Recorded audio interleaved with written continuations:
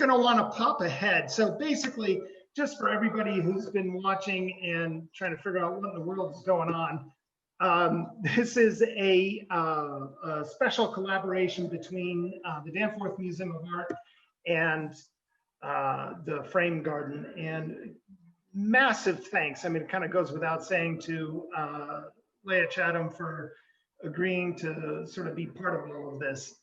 And also to Geoff Harvey and Parks Reece, printers and artists here in town who knew Russell and worked with him. And we're going to go through a little bit of his bio, and we're also going to go through some of his lithographs. What we're not going to spend a lot of time on, or really even look at pictures of, are his paintings.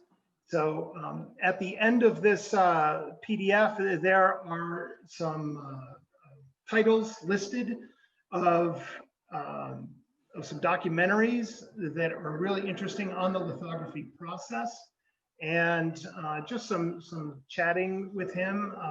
Alex Scaff did something that was really fun, just interviewing him in his studio. And there's also a Sunday Morning with Charles Carroll video that's out there that's really kind of fun to watch. So we're going to be focusing on the lithography and his life. So right now I'm popping back and forth because I don't know how to stop the PDF from going forward. But here's a picture of the young Russ Chatham with the big eyes and a wonderful smile. So you could already see the generosity coming along through. That's one of the big words for him. Lea, could you sort of run through a little bit? I'm gonna get out of the PDF thing here because it's gonna drive me crazy for a minute. Yeah. If I can't pause it. Could you just run through? He was born in 1939, but where was he born? How did he end up spending so much time in the Bay Area around San Francisco? And then what drew him to Montana? Yeah, so so this picture here, he's a little boy. He was born in San Francisco, in the city, and he came from a family. His parents were immigrants. His father was running the family business, which was one of the largest lumber yards in California. So he grew up working around the lumber yard. He actually lumberjacked as a teenager. He learned how to plane wood and do all kinds of stuff, which is why he was so kind of passionate and detailed about the styling of the frames and building and all those things, because he did that actually, you know, as a kid as part of the family business.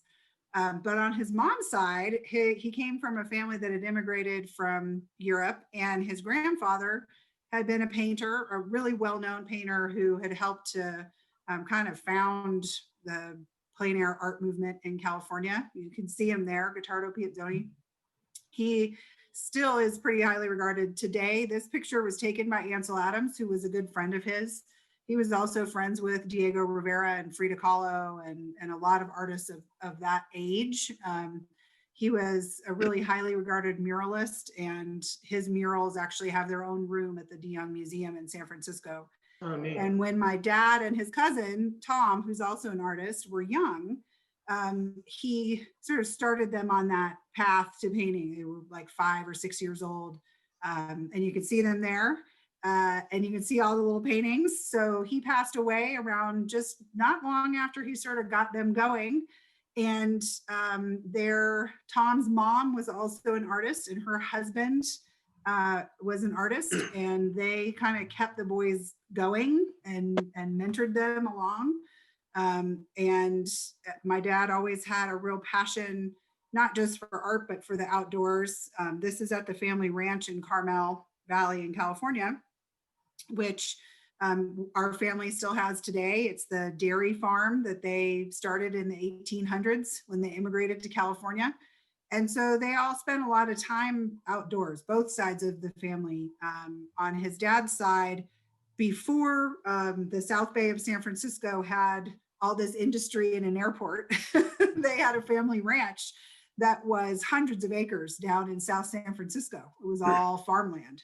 And so on both sides of the family, they hunted and fished and spent their time outdoors, and they grew up with that. So they grew up just constantly, in nature, hunting, fishing, drawing and painting. They all grew up drawing and painting. My Aunt B, who many people know, also painted. My Uncle Art was an architect, studied architecture. You may not know this, but my cousin Matt, who owns the butcher shop here in town, is a fabulous artist. Oh, It's so it really is. It's something that's just kind of in the family, and he grew up that way. And they moved to Marin when he was, I think, about 10. And so he grew up in Marin and along the Northern California coast, fishing and painting and kind of running around like a wild man. He was a terrible student. We now know he had ADHD and had a very hard time, focusing in school. And so he just wanted to be outside. And he kind of barely squeaked by academically, although clearly we all know he's very smart. And he was really one of those people who was kind of good at anything he did. So, he was kind of studying and finding mentors and trying to be a painter, and always said that was what he wanted to do. But he was a really gifted fly fisherman, and started making a living a little bit off of writing, and doing that. And that was kind of how he was making a living. And he and my mom were good friends with Gats and Marion Yortsburg and Tom and Becky McGuane. And Tom came up here and said, "This is great. Everybody should come up here. It's really cheap, and we can all hunt and fish, and we can try to make our way, in our artistic sort of pursuits, I guess." Hey, Lea, I'm going to interrupt for just a quick second. Yeah. When everybody's talking, we can just sort of lean forward or speak even louder. Yeah. Getting some notes. I can speak very loud. Oh, good. Well, go for it. Kicked it off with my mom in a text, and then getting the notes from other people. There you go. Also, I did want to say, I know there's a lot of people who are on here today who have their own recollections and stuff, especially about those early days in Livingston. Feel free to throw stuff in the chat or say something, because I know it's been hard. We haven't been able to really have a memorial here yet, and if you want to share something, share away. So they came. So my dad came up here to see Tom, and it happened that there was another house on Deep Creek that was for rent. So Tom and Becky had found this house on Deep Creek, and Tom said, "You should go talk to this guy." So dad goes, and the guy says, "So what do you do?" And my dad says, "Well, I'm making my living right now as a writer. I write for these sports magazines like Sports Illustrated and Gray's Sporting Journal, and I'm a fly fisherman, and that's kind of how I'm making my living." And the guy, who's this wonderful man, Don Nell, says, "Oh, well, I guess that'll have to do. I was really hoping to have an artist in the house, but I'll take a writer." And so dad said, "Well, it just happens, really, I'm an artist. I really want to make my living as an artist. I want to stop having to support myself as a writer, and I just want to paint." And they became fast friends, and my parents rented the house on Deep Creek in the fall and came out right after I was born in the spring. So they did not have their first winter there. Okay. And started kind of bartering and settling in, and Gats and Marion came up too. And then they had their first winter, and it was pretty tough. Yeah, I always feel sorry for people who move here in the spring and early summer. Yeah. But they kind of settled in with some help from their friends and their neighbors, and he started painting and built a relationship, with the Museum of the Rockies, and that relationship started in the late 70s, maybe 1980. His relationship with the Danforth, really from the very beginning. He had his studio there early on, and had his earliest shows there. And I think we have on here some pictures of that too. Yep. That was really, and Tom and Gats, both their careers were taking off, and Tom started doing screenplays and movies and suddenly there were some movie people coming to town, and really that kind of launched his career. You know, he had the opportunity to get in front of some people he might never have had the opportunity to get in front of, like Jack Nicholson. And that was sort of the turning point. And the next thing you know, he was having shows all over the country and really becoming recognized and successful as an artist. And I think that was, then there was sort of the turning point there a few years in where the lithography came up as an option. And he felt like, oh, this is an opportunity now that my paintings are selling and they're getting expensive, to be able to make my art still accessible to people who can't spend that, you know? Yeah. And that was sort of that turning point where he started balancing his time, I think, between painting and lithography, which was a big, so a very different medium. Say again. That was a very different medium. I mean, it took some work to kind of get in. We'll get into sort of the technical jump. Yeah. Fascinating. What's kind of fun is to go through these pictures and see sort of the dynamic frame or the dynamic picture hanging that's happening here. It's super intense, you know. It's really intense. Yeah. And I will say there were a couple of things that my dad was really serious about. One of them was that he really felt like all houses should be painted in this sort of like a taupey tan color because it was most suited to artwork, and that everything should always be hung at eye level. And he was very, very specific about that. And he was really involved anytime he had a show or in the gallery as well. You know, when so he'd had his studio at the Danforth. He had most of his shows at the Danforth way before there was really anything else.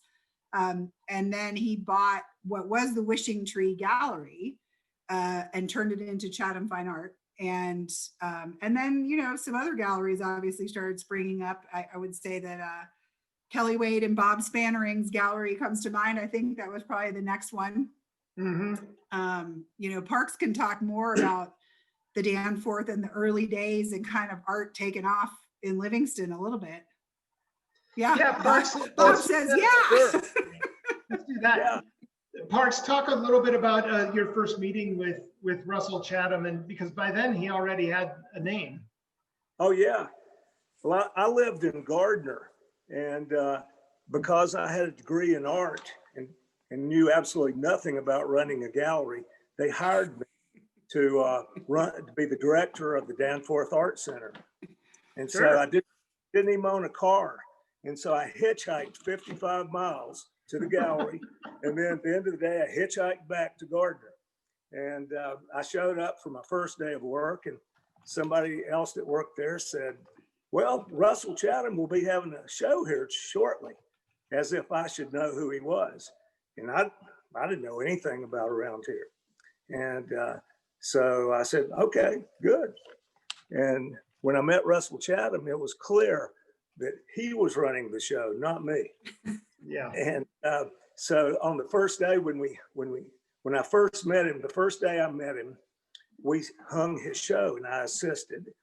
And People magazine showed up. And I went, wow, this guy's sort of special. I might be wrong. Yeah, I'm going to interject here. I think that these black and white photos of him in the Danforth are from that. It is. That so. So this is what he looked like on the day you met him. That was my first time meeting Russell, and I helped him hang that show. Yeah. And People magazine was running around taking pictures and interviewing everybody. Not me, because I wasn't important. I was a kid. And right. But I had fun bantering with them and joking.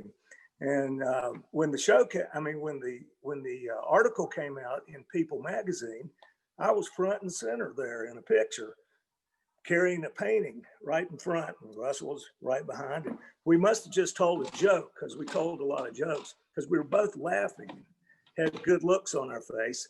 And so that I ended up in People magazine front and center, and it said Russell Chatham and aid. And That's so right. and so my grandparents were quite leery that I decided to go into art. As a matter of fact, they didn't like it a bit. And my family were successful business people, scientists, engineers. And so they looked askance at my career choice. And my grandmother had a subscription to People magazine. And when she opened up that magazine, and there I was, oh, well, he is doing great. And so it was okay if I was an artist. Didn't matter if my name wasn't there or wasn't my art. He said, That's but awesome. we hung that show and had a great time. And a lot of people came there, Jeff Bridges, and a lot of people, maybe Michael Keaton. So he had really already established himself. He was already a known quantum at that point. He was taking that was all through Lea. Like, where was he making those connections? Was he making them in Livingston, or was he making them elsewhere and bringing them here? Yeah, Well, you know, and Park can talk to this too, but I think it was really Rancho Deluxe and Missouri Breaks were both made in the late 70s. And he got to know a lot of the people who were working on those movies, and they came and saw his work. Several of them bought work. Obviously, some of them stayed here, you know, and he got to be good friends with Sam Peckinpah and Warren Oates and Jack Nicholson and several others who either stayed here for, you know, off and on, or who actually stayed. You know, Warren obviously lived here at least part of the time. And they also, you know, Tom and McWayne and Dad and a few other of their friends traveled together to fish and would take trips to Key West and, you know, other places. And they kind of kept expanding that network of friends, you know, through different projects they were doing. So the Livingston draw was definitely part fishing, part cowboy town, because it's fun to hang out in a wild and woolly place. And but then there was some sort of cultural legitimacy, it seems, by they were able to lend that to the Danforth, and then Danforth returned it by being so open to him showing and having his studio upstairs. Is that a good summation? I think so. And I also think there was another piece that was the Museum of the Rockies was also trying to kind of establish itself and create some legitimacy. They were preparing to start this expansion. And actually he worked with Steve Jackson at the museum in the development of the new buildings. And those paintings that he painted that are right now in the hospital here in Livingston, which were painted for the museum as a donation, that room and those paintings were intended to go together. I mean, he was involved in that process and worked very closely with the museum for many, many years. And a lot of his shows were at the Danforth and at the Museum of the Rockies, and really trying to kind of support, I think, the idea of bringing more art and culture. And that was always something I think he cared about. And supported.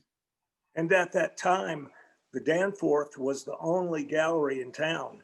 Yeah. And now there are probably 16. And I pretty much credit Russell's appearance here to the explosion of galleries. Yeah. I know. I think now we all think art walks. There's art walks everywhere. Everybody does art walks, you know? Right. But there was a time when it was like the Danforth, the Wade Gallery, you know, the Chatham Gallery, and maybe one other gallery, and they were doing art walks just on that one block. Yeah.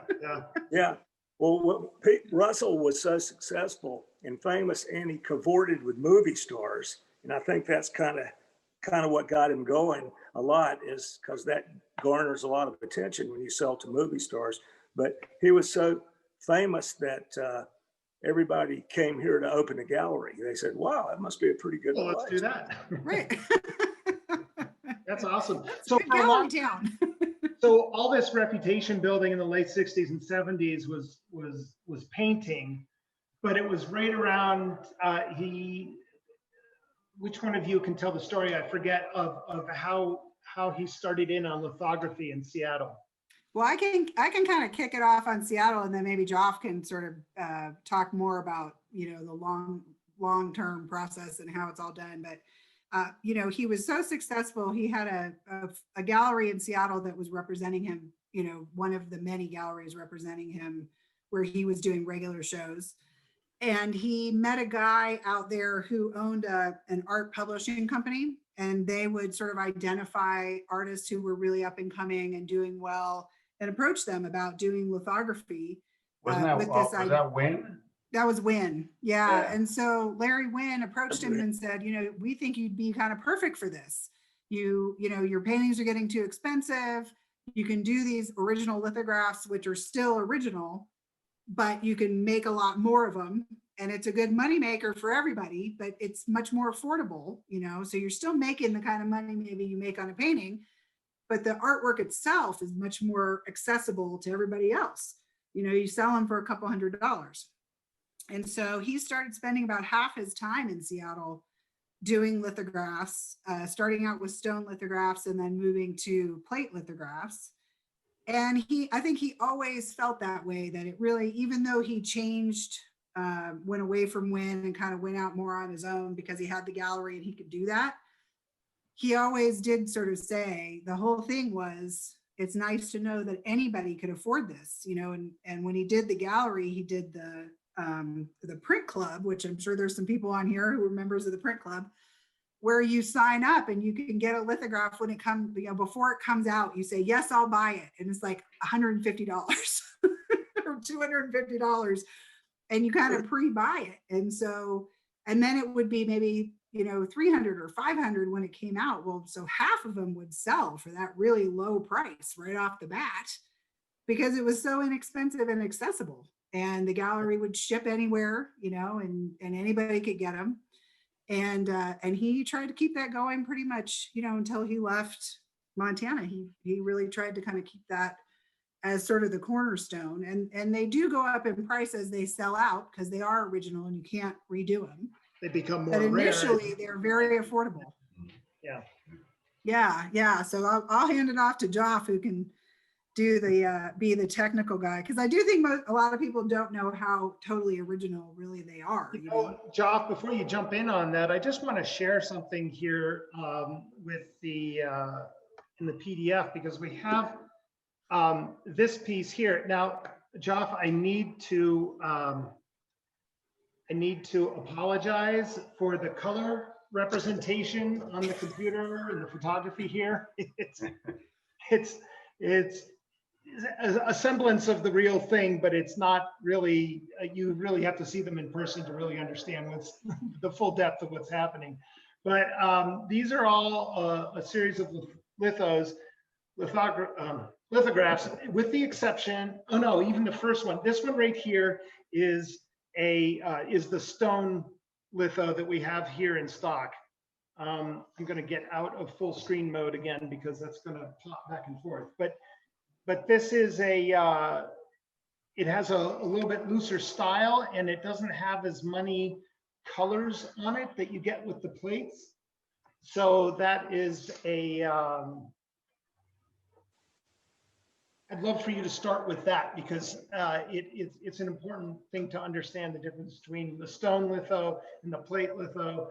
And then also, we did frame an old etching here a couple months ago, and Parks was walking down the street and he saw me carrying it out to the car for the person. And it was only about this big, you know, and he said, "Hey, Storrs, is that a Chatham etching?"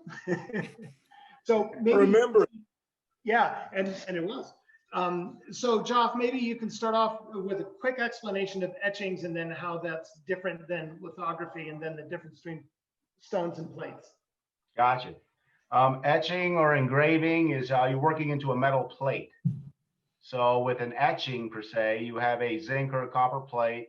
You put an acid resist base over the entire plate, and then the artist will expose the aluminum plate or zinc plate or copper plate, and then everything that's exposed will be dipped into acid, and it'll actually etch into the plate. And then you remove the base, and then you rub ink into it, and then it's direct printing. The paper is put onto the plate and run through a press under great pressure. And that's how. So you basically, the ink is trapped in the scratches and the etching that are made in the plate. And so you make a black line, you make a line Yep. and it becomes a black line when you print it. Correct. Yes. So when you're using an etching, it's acid creating that line into the metal. And engraving, you're actually physically removing the metal. So the results are kind of the same, but not really. You know, I mean, an eye can see it. Most people don't look at that. You know, Yeah. but those are the difference of the two. And then you move into lithography, which all lithography was started on Bavarian limestone. It was actually created by an out of money playwright. Because Oh, they used to use these stones. This is Senefelder. Used to use these stones for their streets, and he came up with the process of actually etching a stone so he could print his plays. And then it just took off from there. So when you take a stone, you have to. It's a limestone. It's got to be grained by hand, completely flat. And then the artist will use oil-based pencils and paints to paint on there. Like if you have greasy hands, your fingerprints will show. You know, so you have to be really careful. So once the drawing's all done, you do a process of talking, and then you buff in gum arabics with acids in them, and the different pHs of the acids can greatly change the artist's original intent of the work if they're not good. And that depends. because you can on the overdo stone. it or underdo it. Yeah. Yeah, you can burn it out, called, where the drawing disappears, and then you have to tell the artist a story like, well, listen, this is part of the process. You're going to lose some stuff, you know, but the goal is to try to get that. But in reality, you're carrying around a 450, 500-pound stone. So the stone is a little bit bigger than the piece of paper you're going to print on, right? It depends on the stone. You know, my biggest stones I printed on were 40 by 60, and those are very rare because most of them get broken. You know, and And they're thick, right? yeah, they start out quite thick, 3.5 Yeah. inches, but as you grain them, they get smaller and smaller and smaller and smaller. So every color, Because you can erase grain them, and you could by graining, you mean you can erase it and Yes. do a new image, but you lose a little micron along the way. Yeah, so graining is basically get real technical. It's called a levigator. So it's about a 3/4 inch thick plate steel with a handle offset and a weight. And these like sandpaper, you start out with 60 grit and with Yeah. water, and you sit there and twirl, twirl, twirl, perfect patterns, wash that off, go to 100 grit, 200 grit. That's why most printers have one really big arm, you know, for graining, pushing Like this tennis thing players. around. Yeah, so it's got to be perfectly flat, and then it's ready for the artist to do his next drawing.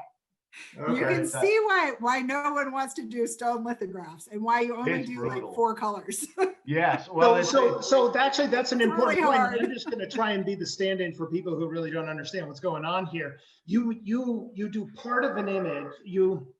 When I say part of an image, I don't mean like one corner and then another corner. I'm talking about one layer of color and then another layer of color and then another and another. And so when we get talking about plates, we could be talking about 20 or more different layers of color. So that's 20. Well, you can do the same on limestone. Yeah. You know, Okay. the So most you don't I've done do on that. limestone, I've done 60 colors. 60 Oh, my colors on goodness. limestone? Yeah. With Yeah, it's just Russell? yeah, no, there's artists back in the day. Yeah. Okay. But the aluminum plate makes it nicer. I mean, there's nothing more beautiful than drawing as an artist on a stone. There's just not. The way the pencil drags, the way it feels, you just can't beat it, you know? I'm going to The zoom aluminum. in on this. Can you guys see the stone litho here? The stone print? Yeah. So what you see, this is part of the problem is you can't really see the sky and the little tiny dots of color that are in there, but just to give everybody a sense that you can really see these crayon marks that were made by the grease pencil, I should Correct. say, not crayon. Yep. So keep And you in can mind, get that. You can also get that same look on a aluminum plate. You know, it's just right? these are his earlier pieces of trying to explore and understand the process of printmaking. Mhm. So as any artist develops, they're going to refine their tools and skill set. So you'll see as he progresses through his life making prints, they become softer because he understands the medium more and he can apply it better to what he's trying to say. I mean, this is very reminiscent of his early paintings too. you know, when you compare that time frame to his paintings. Yeah. Just to look at the reflection, it's just a really nice treatment. You can see where he's going with that. That's a really neat thing. To do water in anything other than photography is really hard. Yeah, you gotta pay attention. Well, and I have one. Hey, Storrs, is it okay if so this is, I'll show one of the later ones on the stone. If you let me share for a second. Yeah, so am I going to, let's see, let me just get out of the new I share. think you can say that I can share. And he did do some bigger ones. You know, most of his early ones were on stone. Yep. And then he switched. Let's see, no, maybe it won't let me do it. I was just going to sort of show that like growth from his first stone ones that really look like drawings to some that start to look more like they do in the plates. And So I then stopped my share, Leah. Can maybe it won't see anything showing that you can do that? Well, I can click it, but it says you've disabled participant screen sharing, so maybe I can't. But like what Geoff's saying, like as he gets better, even on the stone lithographs, they get smoother and kind of look less like they're hand drawn. And then he switches to the plates, and Geoff can talk more about, you know, the plate lithographs. It gets even more and more, you know, his skills advance, especially once he starts working with Geoff. Yeah, it's a process, and the technology is changing. So, I mean, the first plates that were ever just after stone lithography were zinc plates. And those are, you know, about 1/8 inch thick, a little different. But then they figured out how to go to what's called a ball grain plate. You know, where they take aluminum balls and bounce them on an aluminum plate, and it creates a tooth. So that you can draw, and you're still using the greasy materials too. The greasy pencils, the touches. They create these, you know, your image, you know. And then it moved on to what Russ and I worked with, is what's technically known as a photolithography, which he absolutely hated, and most people did, because you would lose on average 30%, 25% of the artist's intent. His drawing would disappear in the process. But I developed a process. Would that be the really, Geoff, would that be the really subtle things, the thin? Yeah, so you lose all your light stuff, you know, and it's so disappointing when an artist is trying to create something. These subtleties mean everything, and then they're gone because of a process problem, you know. So I developed a process that we use Mylar, and I coat it with a coating, so it gives it a tooth. And then the artist can draw on that with pencils and materials that block light rather than grease base. So you're dealing with red spectrum lights and stuff, so it blocks that out. So this process enables the artist to work, one, right reading, meaning when you're doing traditional lithography, if you want your moon on the left side of your piece, you have to draw it on the right side, because it's reverse. And the process is hard enough, and you're trying to create, and then you got to do a 180, leads to a lot of drinking, you know? So with this process I developed, it's right reading. So the artist doesn't have to even go through that anymore, you know? Okay. So it's just what you're looking at. And we just continually go. It's unbelievable. I had to talk your father into this, because he had dealt with this stuff in the 80s. I had to continually tell him, trust me, trust me, trust me. You know, I'm a Cameron printer. You're going to love this. It's going to cut your time in half. Anything someone else wants to do takes some convincing. So let's just yeah, exactly. Let's zoom out for just a quick second. So in 1982, he gets hooked up with a lithographer in Seattle, and he starts working on stones. And then he gets hooked up with a place that wants to do some additions, and they start him in on plates. Geoff, you don't meet him until the mid to late 90s, is that right? Yeah, I never met Russell until he contracted with the studio I was at in Phoenix, like in 98, 99. And that's how our relationship started. You know, we contracted for a year, because the studio I was at didn't really work with artists like a collaborative printmaker. So I was the only one really that had the experience. And I knew of him since the 80s, because I saw his art. You know, I got my undergrad in all forms of printmaking. So, you know, it was always fascinating, you know, all the different styles, all the different artists. And I've known of him a long time. So I was just kind of shocked he wanted to come down to Phoenix. I'm like, yeah, I'll work with him, you know. And then when we met, he looked at me and he's like, I'm not working with that skinny punk. He's used to working with long, older guys and stuff. And I said, trust me, I'm a Tamron printer. We're going to do some good work, and then I had to convince him for the process. And then within the first week, he was just like a reborn kid, like, oh my God, this is amazing, Yeah. So we did our year together, and I was going to move back to New Mexico because I'd had it with Arizona. And he convinced me to move to Montana. I love fly fishing. We bonded over fly fishing. And that's how our relationship started. In fact, I had him, once we were getting it off real well, next time he came out to Arizona to keep working, I asked him to bring down his fishing gear. And then we would sneak into master plan communities with gated guards. And we would, I knew when the guards changed, we'd fish these huge lakes that were full of tilapia.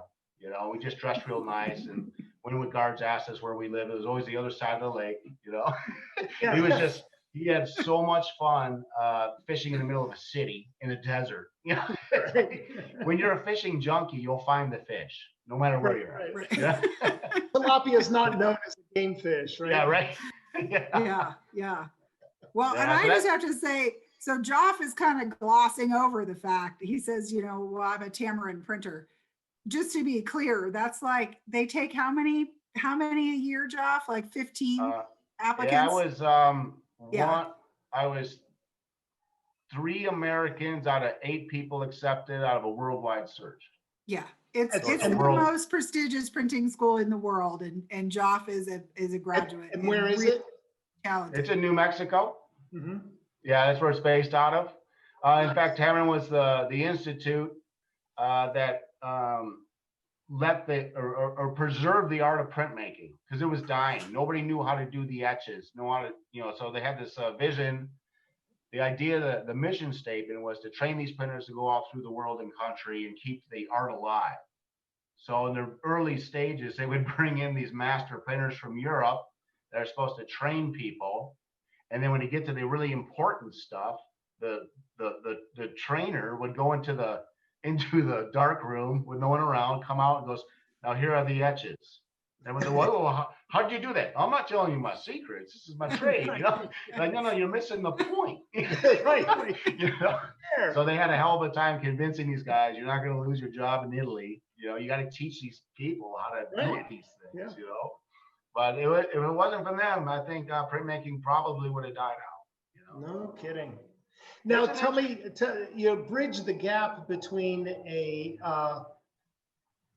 small etching press like I own, which is just this, it's a table with a couple of rollers and a big wheel, and and the very large, very complex. Do we have a picture? I have a picture over here. Do we have a picture while Geoff's talking about that? Yeah. Like what you have is akin to the printing press at the Livingston Enterprise newspaper, Yeah, I have several printing presses. I have that one that Russ and I worked on primarily was called a sheet fed, whereas the Enterprise uses a web. So that just means it's one roll of paper, whereas sheet fed shoots in an individual sheet, and that's what we worked on. So I basically took old commercial printing equipment and modified it to do the art stuff. You see, I have to turn off my background, I guess. I guess you do. Sorry, man. That's okay. Hey, It's a lovely Geoff, if I remember correctly, when I printed with you, didn't you have an old Harris press that was used in World War II to print maps? Correct. And actually, in fact, in that press, because it was in World War II. It's so big, 2 people could stand on it. Yeah, this looks like a rock concert or something. Yeah, right? Oh, I know. But so these presses in the manual shows you where to put the TNT to explode them. That's what I was getting overrun by the Germans. And my joke always was when it wasn't printing right, I'm like, I know how to blow this thing up. Do you still have that manual? Oh yeah. Yeah. Oh yeah, and how to put it back together again. In the press, it's got the marks where you put the TNT. I remember that. Yeah. 2 times I wanted to use it. I know, right? Well, when they moved those presses up here, so Geoff, talk about, because you and Dad kind of bought out the the company down in Arizona moved those presses up here, that was like an unbelievably hard, Oh, it was, right? yeah, that was They're so crazy. sensitive that if they're off by like a fraction of a millimeter, they don't work. Yeah, that was adventurous. Yeah, I was born and raised in cities. I'm a Detroit boy, and I've always lived in cities, so I'm used to getting what you need. So we in Phoenix loaded up 2 full 18-wheelers. I sent one out on a Monday with all the bases for the presses. Set the second one out on a Thursday, flew up to start setting the bases in, and the second truck beat me. And the first truck's not there. So I'm like, where's my presses? Called the trucking company. The guy went to Vegas and spent all his gas money gambling. So I had to get my presses back to here. And then we got them here, and we couldn't get them off the truck because there wasn't a forklift big enough. So we had to bring in a forklift from Seattle. I'm like, oh, I'm going to go bankrupt in the first month. Not even in Bozeman? No, nobody. These presses are. No, tell them how much, do we say how much they weigh? Tell them how much they weigh. Yeah, just the one section is 25,000 pounds, just for the one middle. And it's just as impressive how Yeah. heavy. There's 3.5 feet of reinforced concrete under them, special concrete, Yeah. because like Lea was saying, you have to set those perfect and they can't be out of whack or everything Yeah. just goes bad. So what is it about being a printer at a prestigious school that makes it that you can run one of these massive pieces of machinery? Oh, I've been one of those guys my whole life that I like things that make it challenging. Like I always put myself on the edge of that envelope, the danger zone of fail. And I think our goal in life is to always learn. So to make the leap into the machinery, it's the same ideas and concepts, except you're not getting hand blisters, and it's and your hands aren't soaking wet from all the acids you have to use, hand printing and that. And I've done my fair share of hand printing. I mean, there's a zen to it. But I would have never got into the machines if the quality wasn't the same as a hand pulled print. That's my. So at the end of the process, it's not just that it's fun to work on machines, because I know you work on cars as well. But yeah. So there has to be a mechanical inclination there that goes along with the craft and the artistry of printing, I suppose. Always. I think that's what got me into printmaking anyway. I mean, when I first started my journey in the world in college, I wanted to be a sculptor, because I love welding and fabricating and designing. And then my father, that told me at 18, said, there's no way you can be an artist. Like most artists have that story. Right. Their vision was I was going to live in his basement the rest of my life, Right. I'm working, Dad, I told him at 18 and I wasn't coming back. I live in the streets before I hear I told you so, Yeah. So I took my first printmaking class and figured out that you can make a living at this. And plus the challenges of it. You're dealing with chemistry, you're dealing with mechanics, you're dealing with the creative aspects of it. And then when you get into collaborative printing, it's very rewarding. You have two individuals that need to trust each other completely in each other's abilities. And it's a real opening up. I mean, it's a scary place to be. An artist is trying to create. It's a private thing they're going through, and I'm trying to help them create. And I got to keep my skills up. And I have an art background, so I can help along the way. It's just exciting. It's never gotten old. It's always different. It's not like, put the mail on number 315 every day. It's always, it gives you everything you need to know. Joy, fear, terror, it's everything. It's fun. It's just, I'm sure Parks can probably speak to that too, that collaborative relationship and how much you have to trust each other to be able to do that. And yeah, when Russell invited me in with Chuck Matson, the previous printer, to off, and he was great too. He drank a fifth of gin every day, which kind of got a little bit unusual. But he was great. But you come into frustration. You almost want to cry. You like, and you work long hours, like 14 hours maybe, drawing a plate. And Geoff ends up being the teacher. Like, I can paint and I can draw, but I don't know how to do lithographs. I mean, I do know a lot more now. This is one behind me that I did actually with Chuck. But Geoff becomes the teacher. Because to get the image, like if I was just painting or drawing, I would just paint it or draw it. But if I have to translate it through lithography, I gotta say, Geoff, how you do this? And he is a master, and he always has an answer. And it is a collaborative effort. Like, obviously couldn't do any of it without him. He processes the plates, runs all the equipment, knows everything about all the chemicals, and I just get to be the artist with him teaching me. Is there a level of participation that is expected within this tiny little niche industry, or Yeah.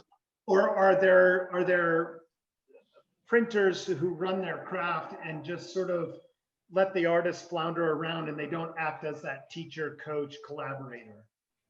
Does it run the gamut, or is everybody kind of all in like you, Geoff? No, I think the truly good ones, it's a pure collaborative effort. I mean, as a printmaker, and a collaborative one, it's my job to understand what the artist is trying to say.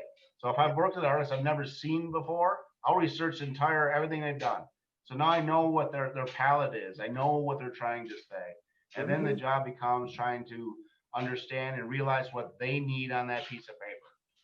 The correct process that goes, the yeses and nos. I mean, every time we lay down a color, because every color is a new drawing, a new ink mixing, and a new print.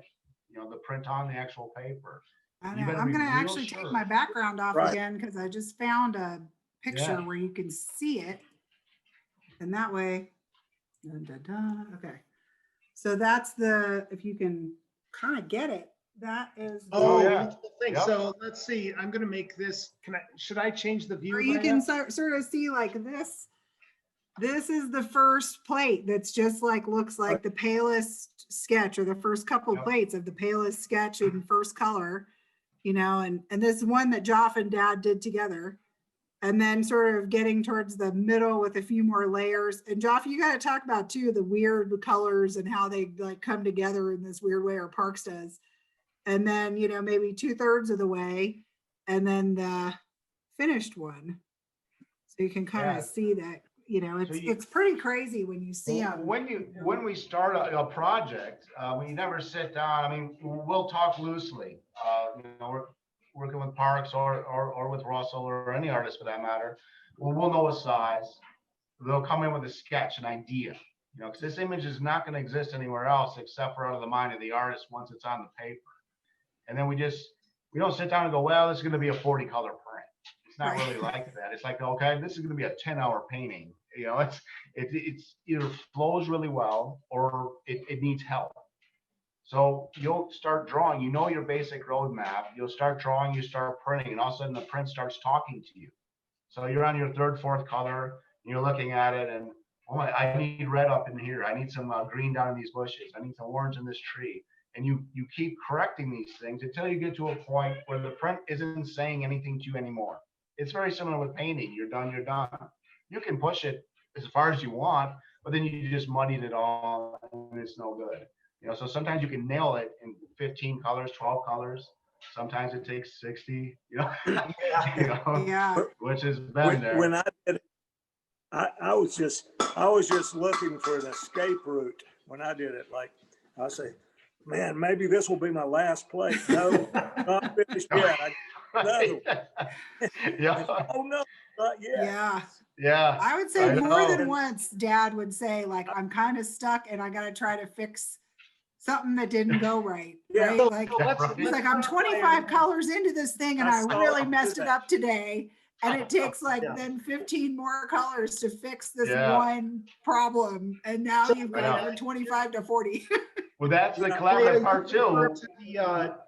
to the hours and the day, and we've talked about color plates, but I think one of the assumptions or understanding that we all have as we're talking on this panel is that we're talking about a very long process. This is not just a 14-hour day like you mentioned earlier, Geoff.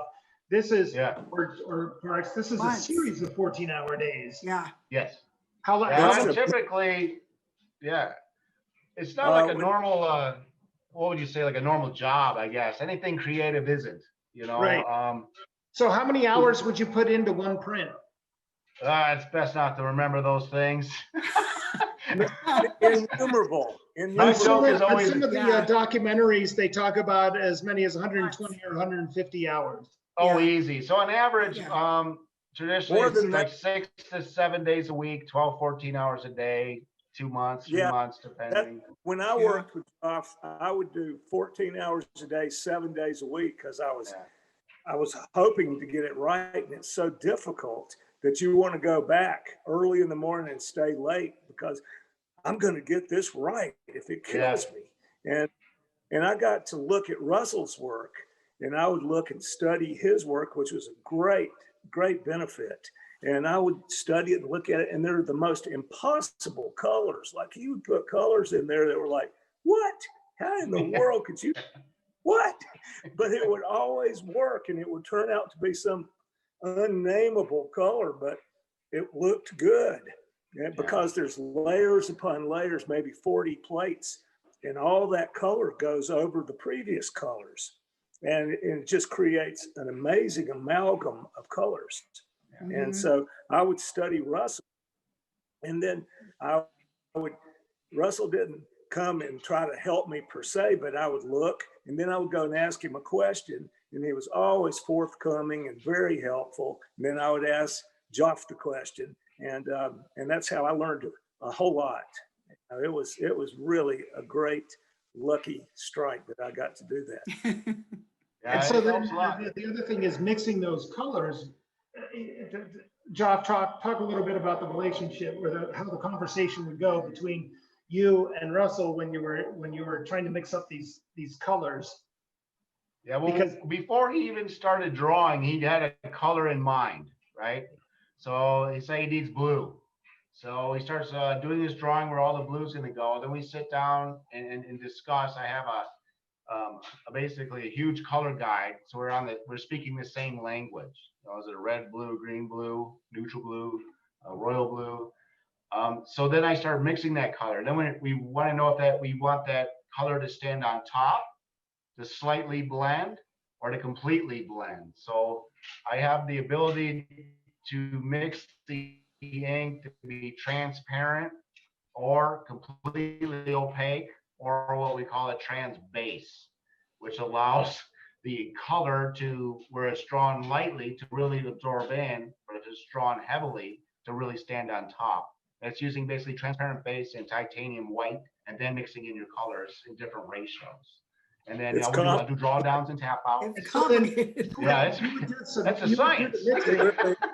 It's Make- crazy. You would do the mixing because it's going on your printing press, but he's Yeah. participating as well. And Yeah, he's standing there, more blue, more red, Yeah, most artists will. And then if they're busy drawing because the juices are flowing real good, they're on the next plate already while I'm getting all prepped for the next color. And I'll just show them a drawdown and tap on it. I say, I think this is going to nail it. And it's a yay or nay. And then we So print it and look. if you Well, were, and I kind of want to point out, like, I think everyone's probably thinking like mixing paint, like you mix paint in a can or you mix paint when you're painting. No.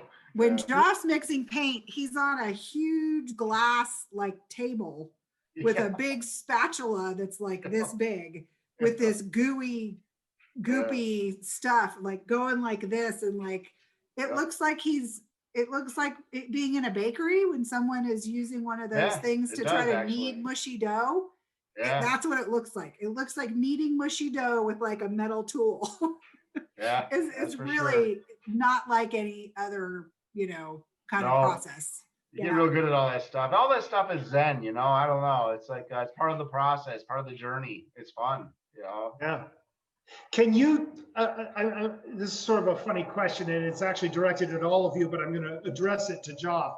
But Geoff, if you could erase the individual images that you worked on, just erase the images, but could you look at the ones that you worked on and tell the difference between what you contributed to the process compared to Chuck or Win or somebody back in Seattle?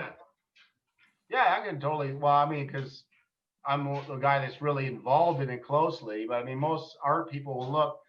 Whenever you get two people together to create something, the outcome's always going to be those two people and what they contributed. So Russ and I, or Parks and I could do a print together, and then it could be Parks and another printer doing the exact same plates and everything. It'll look different. The way they're laying down the ink, Correct. the way they're watching the printing Right. process. And so the ultimate outcome will be slightly different. Not bad or better. It's just, I think it's what we contributed our souls into these things. It's a piece of you that goes into it. It's an emotional journey. You know? How would you define It is. what your stuff looks like, your contribution, like how, starting in 1999, what is sort of something that how can you identify your prints from the other prints? It'll look more polished, and cleaner. The dots are tighter. The drawing is really captured very subtly, because Russell was an unbelievable drawer, and you have to be able to be good at drawing and like drawing to be into making lithos, unless you're full abstract, and then you can go the whole painting aspect. But for drawing, there's nothing better. There really isn't. So you'll see the differences in the quality of the line that the artist had put down compared to other printers, depending on how they etched it, how they mixed the ink, how they ran their water and ink together. All creates a different outcome. It's this crazy balance. A lot of people know lithography is actually oil and water don't mix. So the non-image area on the printing plate has a water on it, and it's not really water. It's got acid in it and gum arabic to change the molecular structure of the water. So that wants to stick to the plate, and then the ink wants to stick to where they drew.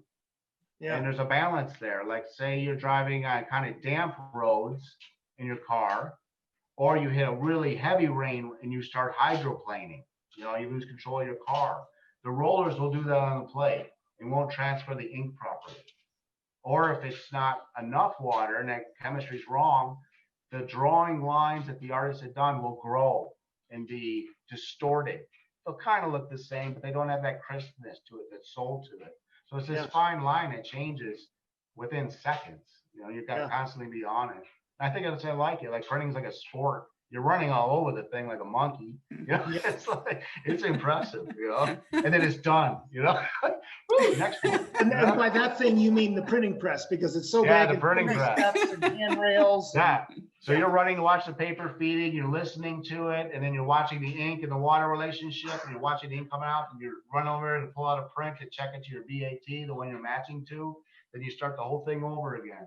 Like, and do you keep one eye on the artist to see what they're up to? Because they're up to. In the beginning, they're on you like a hawk to make sure you know what you're doing. Even though they couldn't help you, but they just want to make sure you got it down. But after that, they're like, he's got it. We'd be on him like a hawk, like, hey, what do I do next? Yeah. So, Parks, do you guys have any thoughts on the progression of Russell's lithography, and especially when he joined up with Geoff? But I would imagine that over time that there was progression either way. Yeah. Well, I think that Geoff and Dad, one of the things is that they kind of worked together to refine some processes that Dad had started trying to figure out, like using a sort of a spray gun to do this mist and get some of the effect, which were things, like he'd been trying to do that stuff by hand in previous pieces. And they came up with better ways of having more control and being able to get the effects that he wanted. And so I can tell usually if it's kind of post 98, 99 or pre, because there is a smoother, you can see the implementation of some of those new techniques and tools and the impact they had on Dad being able to get the effect he was looking for. Like, he'd clearly always been trying to get that effect, but he finally sort of was able to get there because of that collaboration with Geoff. That's how I learned to airbrush, was going to work with Geoff, because there was an airbrush place set up where you would airbrush your plates, and there was a little learning curve, but I became fairly proficient, and it was a great way to put down imagery, like especially skies. Well, I think it's why sometimes you see that last color is sort of like a really pale white or gray or something, where he's just putting that last layer on to get that effect, to one of tone his down favorites the sharper is- color. Yeah, one of his favorite moves we did on, I would say probably 60% of the lithos we've done together. The last two colors would be a complete airbrush screen over everything. And we do two of these equal density screens. One would be, we printed in a very bright orange. And then the next one will be followed with a very powdery baby blue. And when you print it orange, you can feel your stomach drop because you look at it like, oh my God, there goes 3 months worth of work. What have we done? And then it's like, you got to tell yourself it's going to work out. And then after lunch, we print that baby blue and it just sinks. But that's a pretty lumpy feeling. What we've done is, I don't know why I didn't think of this sooner, but I'm going to show you these things. But I'm going to go into just so if I change the view, you guys only see, do you see only me right now? Because I'm the one talking. Not yet. No, we still see all four of us. All four of you. All right.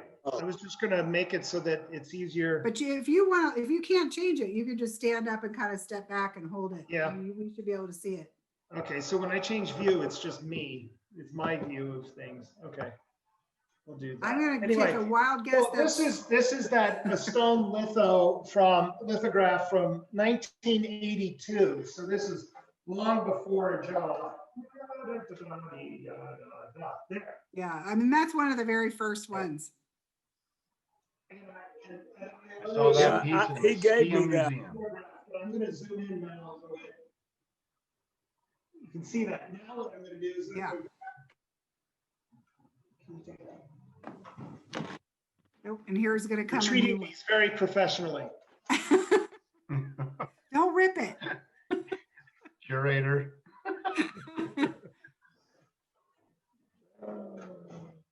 There you go.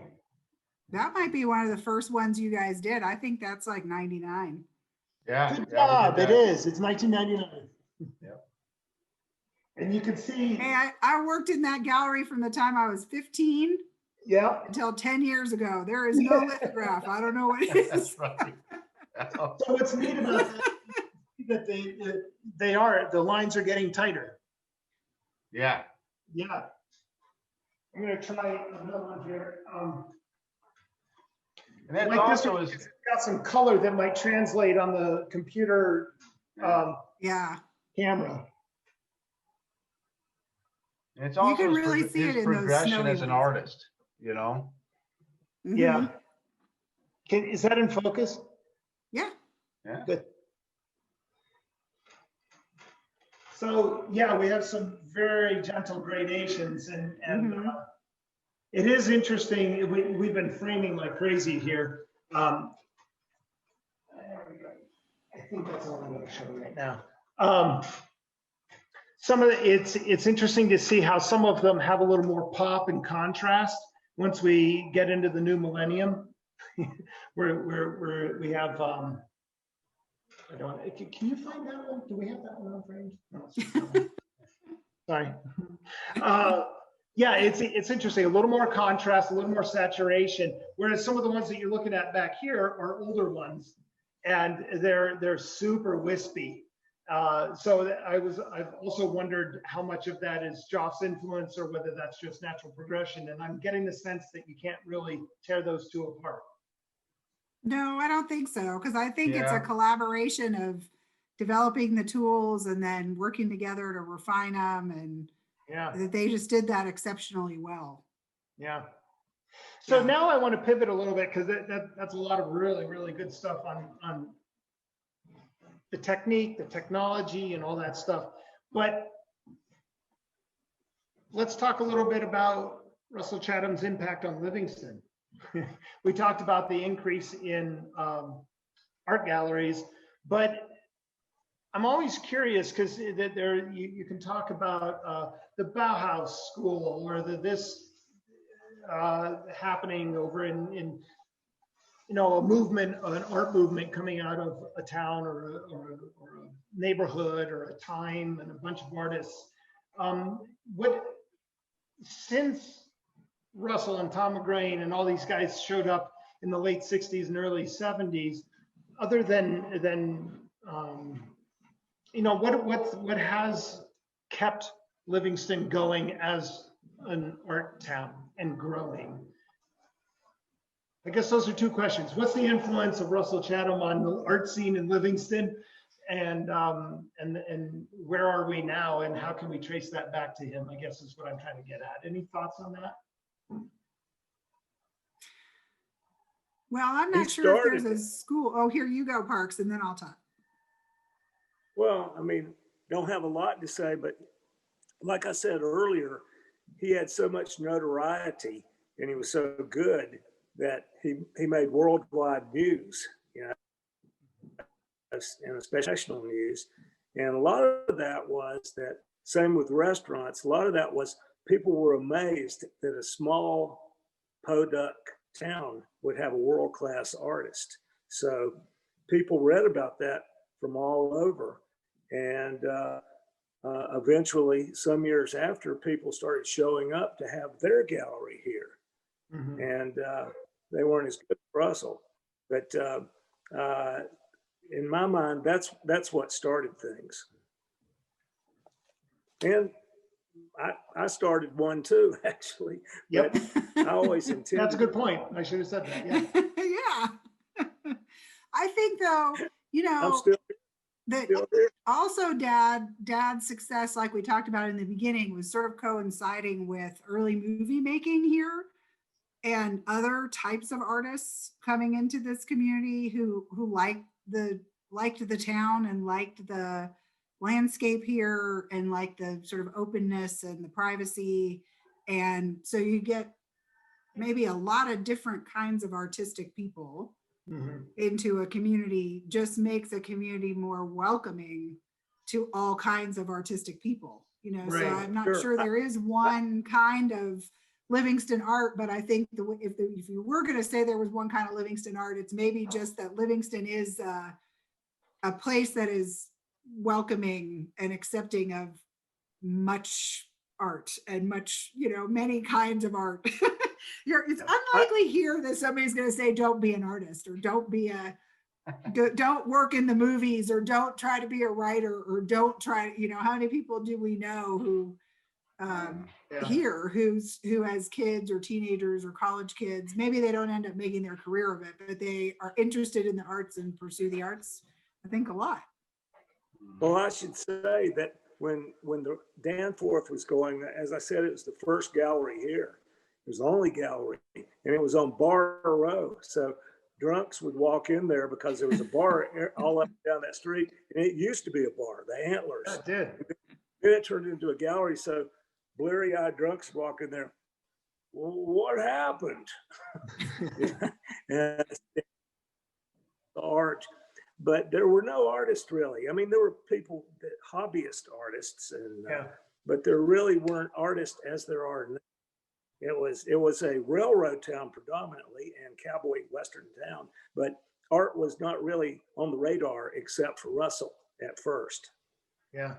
So one thing that, you know, after I asked that question, I feel like I can hone it a little bit. I'm looking at a piece right behind you, Parks, that looks influenced by, because it's in the same technology and by the same printers as Russell. So I can think of other artists who have had who have climbed the little mountain to his studio and sat by him and discussed things with him, and you know, people have known him. Ed Enders knew him, and Aaron Schur knew him, and Pamela Schiffer studied with him, you know. And so I think that there are people who have gotten guidance from him and encouragement, and some people who have had his aesthetics influence theirs as well. Maybe that's sort of a little bit of the category of what I'm driving at.